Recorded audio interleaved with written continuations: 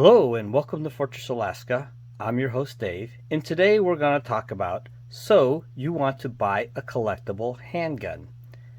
Now we're not talking about buying just any handgun or a used handgun, but a collectible handgun.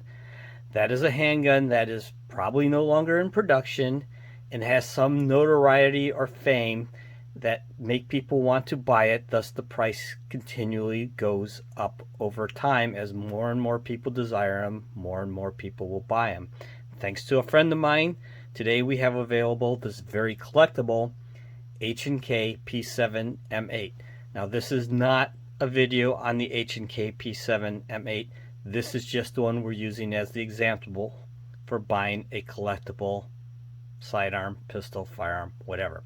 So first thing, which this one does not have, if you have the original cardboard box, or the original shipping box that it comes in, that adds to the value.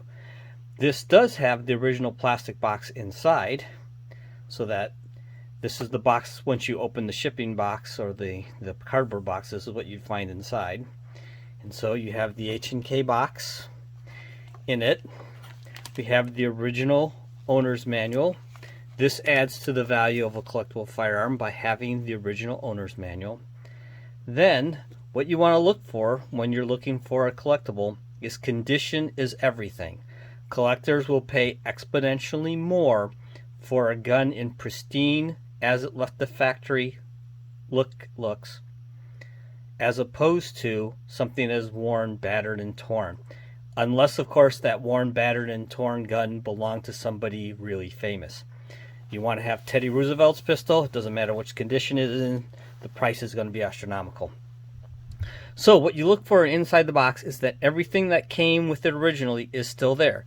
So we have the pistol, obviously. We have a tool for taking it down. We have the second magazine. The magazines for the HK P7 are extremely expensive as you can find them.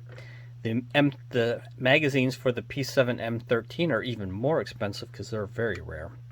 So this also has the cleaning tool. This cleaning tool is not for the bore because it's a 9mm pistol, but this is nowhere near 9mm.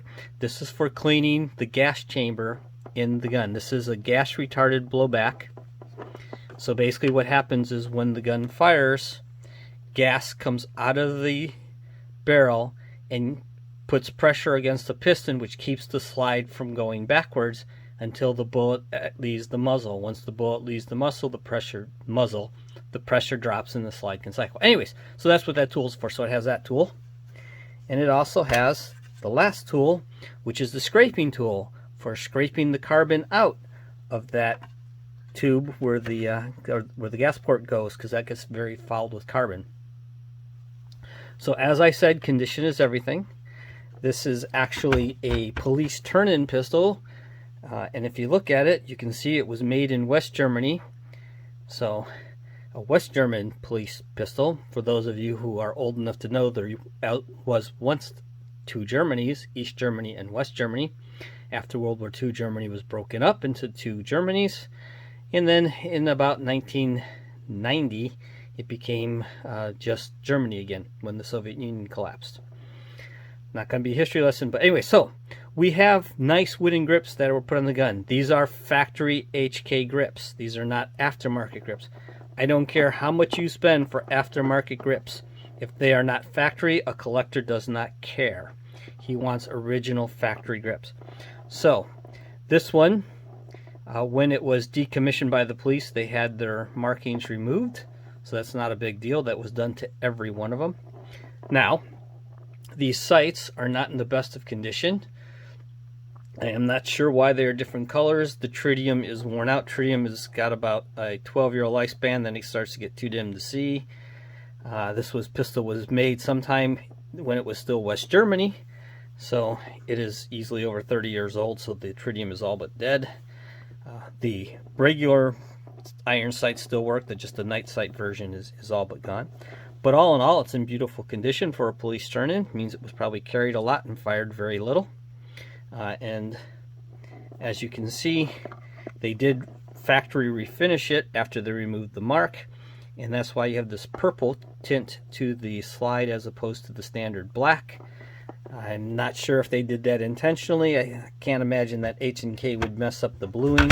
They might have done it intentionally just to make it clear that it was a factory refurb. Now, we also look for any additional extras you can get with a collectible pistol. This one comes with also a pair of HK plastic grips. Both grips are perfectly functional. Both grips are correct to the pistol. They're all factory. That's what makes a difference. Like I said, I don't care what you spend on aftermarket prices, aftermarket pieces. If they are not factory pieces, they don't add value to the sidearm when you're looking at collectibles. And in addition, it comes with an extra magazine. So it would have came from the factory with just 2 magazines. This person has bought a third.